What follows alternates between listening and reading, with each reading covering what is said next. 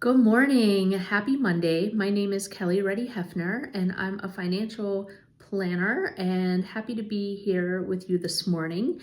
You are tuning into Fresh Squeeze Finance. And again, we provide general information and those quick tips and tricks.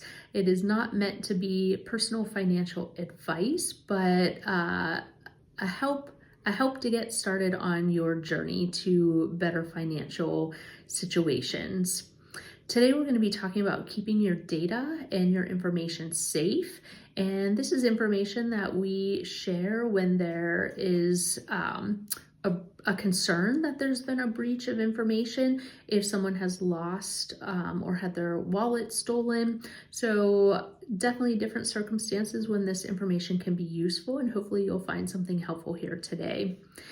So starting at the top, always keep your software on your devices up to date. Turn on automatic updates. Be very aware of scams. Seems like they are plentiful and not decreasing in frequency. So do not provide information over the phone unless you are certain of the source. Do not click on links from emails or messages. If you're not expecting a message or a call, and someone's asking for personal information, that could and should be a red flag. You can always hang up and contact the number of the organization directly and see if there is something that is needed. If you have concerns, make sure you file a report with that organization if they are not aware of a reach out to you for any reason. Make sure you have unique passwords for sites where you are conducting business. So different passwords can help eliminate threats, making sure that the passwords are strong, using combinations of letters, numbers, and other items in that password.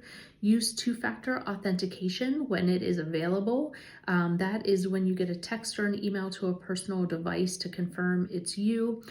You can also use an like a aggregator of that as well to keep your information safe. Don't save passwords to your browser without two-factor authentication. Again, if you had your device stolen, it would be a lot easier to access your information. So remove sensitive data from devices when it's not needed anymore. Use encryption for sensitive data when you are transmitting it.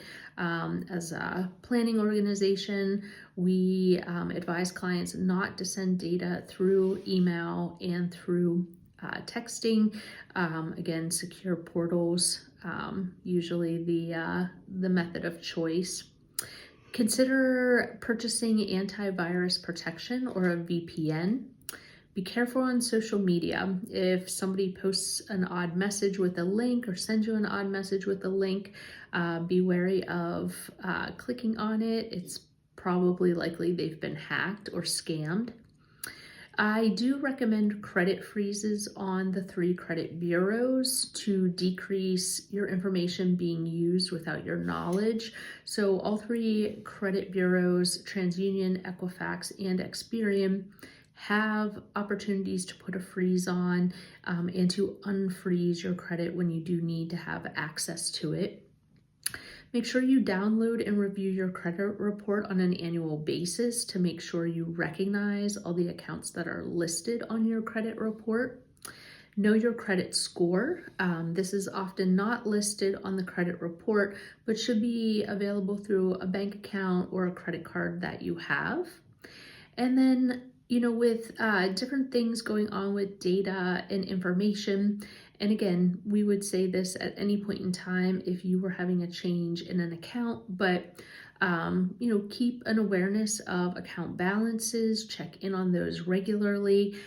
If you've paid off a loan, make sure you keep that documentation and either electronically or a physical copy of that payoff.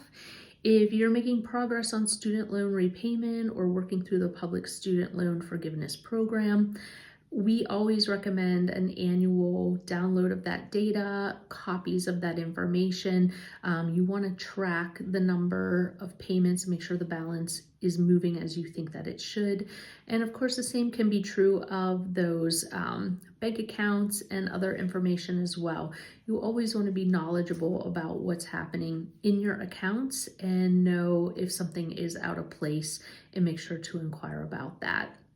But that is a wrap on our Monday morning. Thank you so much for tuning in, and I hope you have a great week.